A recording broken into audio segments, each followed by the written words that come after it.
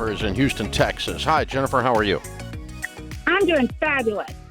I'm calling. I have a 15-year-old son. He has a job at Chick-fil-A, so he's got some paychecks coming in.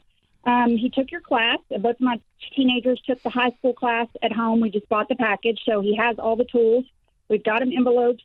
We require them to save 40% of anything that they make, and then they pay their tithes.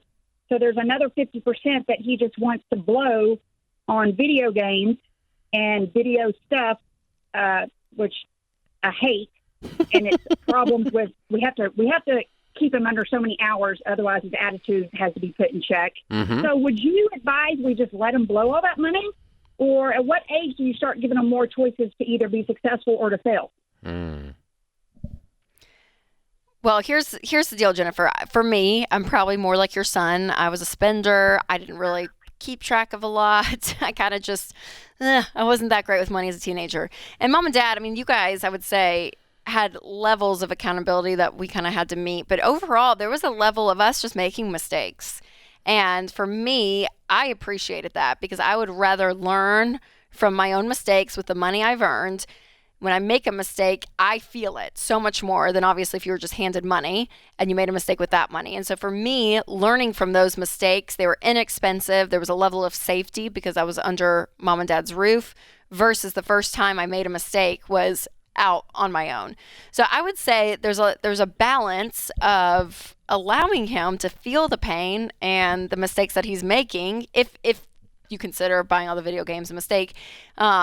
But he's saving and he's giving. He's doing all three that we really recommend, which is giving, saving, and spending. So the fact that he's doing all three, the spending is the one that obviously he will learn a lot from and where you easily can make mistakes. Yeah, I think there's probably for all of us with teenagers, there's a fine line between nagging the crud out of them and making sure they leave home with the skills to be an adult. Our friend Andy Andrews says, we're not trying to raise great kids. We're trying to raise kids who become great adults. And there's a difference.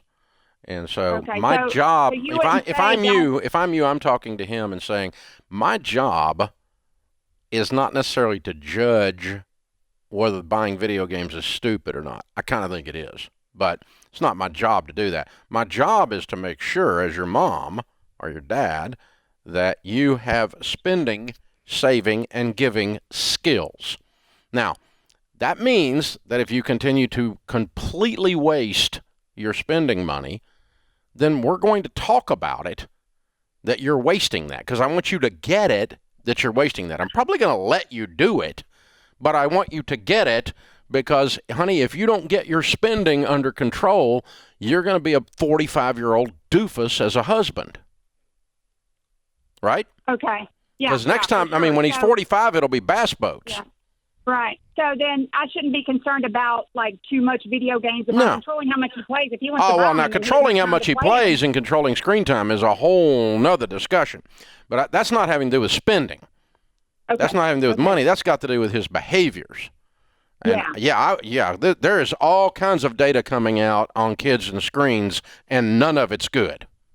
Right. The amount of screen time and video game time kids are doing is damaging a generation. There's no question about that. And we did it, but we parked them in front of a television and popped in Little Mermaid, But that was different than they live on their mama's phone when they're 3 years old, man. I mean, there's data, all kinds of data. The level of porn addiction at 15 years old by too much online screen time is out. The statistics are scary. So that's a whole different discussion. I'm going to limit that just because I want his brain to work. I don't want his brain. I don't want him to become a vegetable.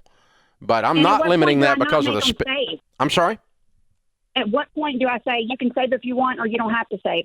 You need to. You're always going to save. You're always going to spend, and you're wisely, and you can blow some of it, and you're always going to give. Those are skills you have to do while you live here. You also have to bathe, and you also have to do your homework and brush your teeth. These are skills you will need as an adult. Thank you. Hey, hang on. We're going to send you a copy of the book Rachel and I did that was a #1 called Smart Money, Smart Kids, Teaching Kids to Handle Money. There's another thing that goes on, Rachel, with this that's worth discussing. And she was not doing this. But sometimes you and I hear that parents don't feel like they have the right to tell a 16-year-old what to do with money they quote-unquote earned, in this case working at Chick-fil-A. Now, she was not suffering from that problem, thank goodness, okay? But I just want to encourage parents, you not only have the right to do that, you have the obligation. It's called parenting. Yeah. We've heard people say, well, it's their money. And I'm like, no, they're living under your home. So your rules are over the money that they earn at Chick-fil-A. Yeah. I mean, that's an element of responsibility that a parent has to have. Yeah. If you're not, we're not suggesting you scarf their money and buy cocaine for yourself with it. That's not the point. You don't this is not you're stealing your child's money. No. But this idea that you're not in control of your own household and that that the inmates are running the asylum, they're making the decisions. I can't tell him what to do with that money. He can buy it. It's his money. Well, yes, by God, you can tell him what to do. As a matter of fact, you're supposed to tell him what to do. That's why God made you in charge of that house. Hypothetically, you should be. Yeah, so that's a big deal. So you need to make them, if you can't persuade them, brush their teeth. You need to make them, if you can't persuade them, not cuss out their elders. You need to make them, if you can't persuade them, save, give, spend, and work. Yeah, absolutely. These are life skills you need to exist on this planet and prosper. And so that's what Smart Money, Smart Kids was about. And that whole video curriculum, that whole curriculum is part of Ramsey Plus that Rachel did. And I was in a little bit of it, but mainly it came off of that book, Smart Money, Smart Kids. And it's all about teaching your kids how to handle money. What you do when they're 4, what you do when they're 14, what you do when they're 18. And it makes a lot of difference.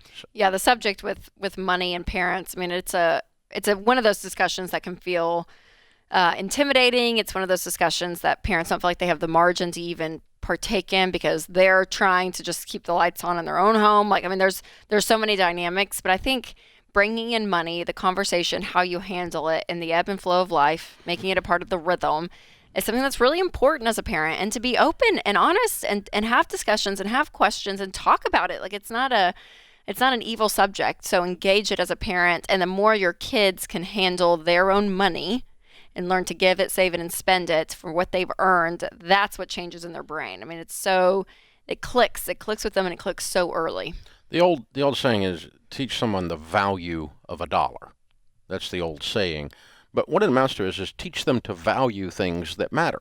Like, I grew up in a neighborhood where the majority of the men in the neighborhood, their day job, they worked with tools, blue-collar jobs in one way or another. And so tools were sacred. If you borrowed a guy's wrench, his pair of pliers, and you didn't take it back, that was a death sentence in our neighborhood, because that man made his living with those tools, or did his side job with those tools. And tools made the world go round in that. And so knowing the value of tools and that they are sacred, hand tools in that setting. And so, like, I rented a chainsaw one time from a rental place, and I sharpened it before I took it back.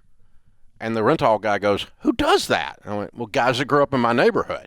Because you take everything back better than you found it. It's full of gas, and it's sharpened, and it's not damaged, and because tools are sacred, and so the money is that way. In that sense, you treat it with its value, and it gives the kid an operating paradigm. This is the Dave Ramsey Show.